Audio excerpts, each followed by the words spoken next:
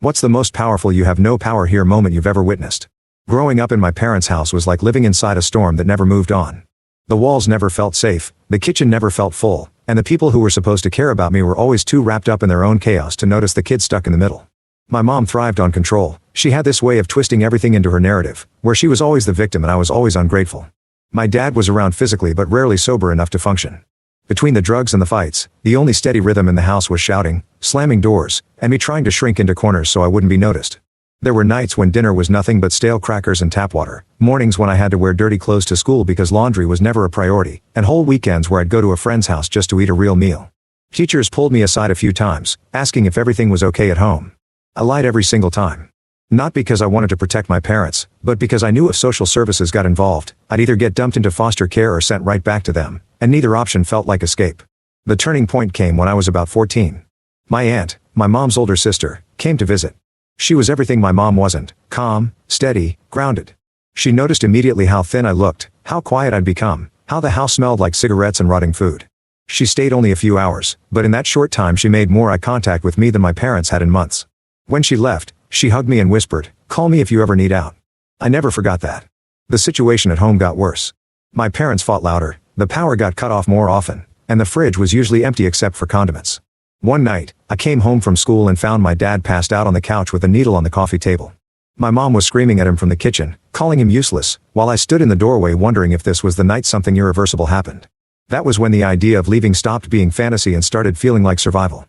A few weeks later, after another fight where my mom told me I was destined to be nothing just like your father, I grabbed the scrap of paper my aunt had scribbled her number on and called. I didn't even get the words out before she said, "Pack a bag. I'll be there in 2 hours." When she arrived, my parents barely noticed.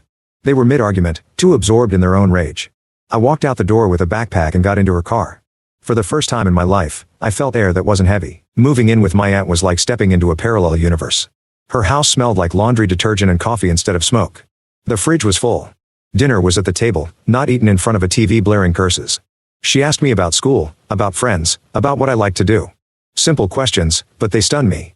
No one had asked in years. But freedom came with complications. My parents weren't about to just let me go. My mom started blowing up my phone, leaving voicemails about how I was betraying her, how I was brainwashed by her sister, how she'd drag me back home whether I liked it or not. My dad, when he managed to call, slurred half-coherent threats about not forgetting who raised you.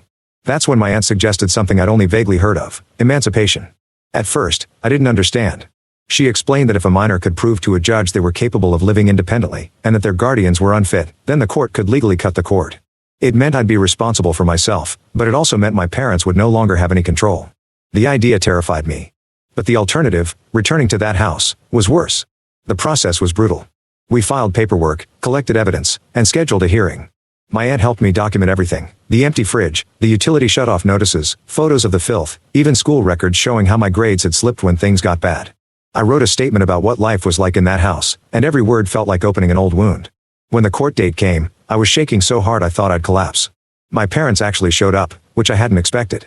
My mom looked furious, like this was just another performance where she'd get the last word. My dad looked strung out, barely able to keep his eyes open. The judge, a tired-looking man with gray hair and glasses perched on his nose, asked me questions directly: how I planned to support myself, where I'd live, who would guide me.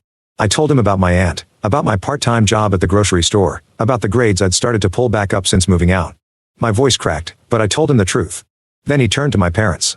My mom launched into a speech about how ungrateful I was, how I was being manipulated, how she sacrificed everything for me.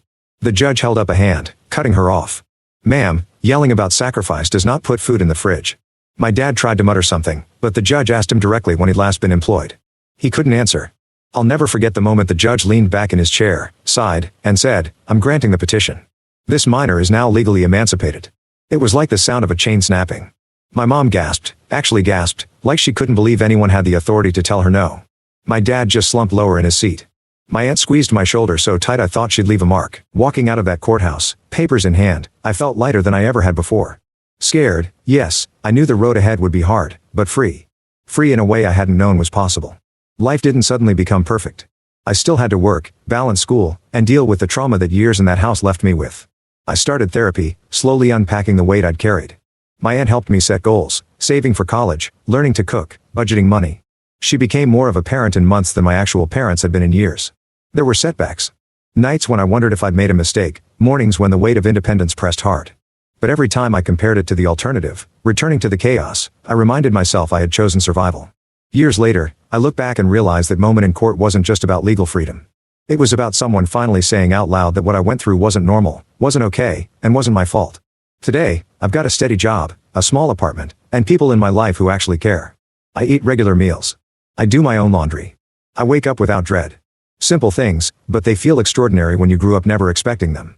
My mom still tries to reach out sometimes. She leaves messages about how much she misses her baby, how she raised me alone, how I should forgive and forget. I don't answer. My dad is a ghost. I hear rumors he's in and out of rehab, but I don't chase them.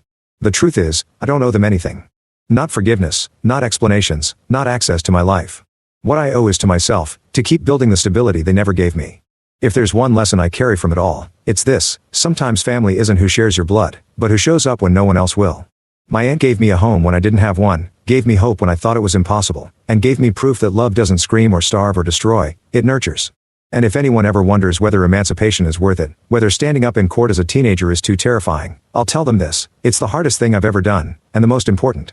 Because in that one moment, a judge looked at me, not my mother, not my father, and said, "You have power here." And that changed everything.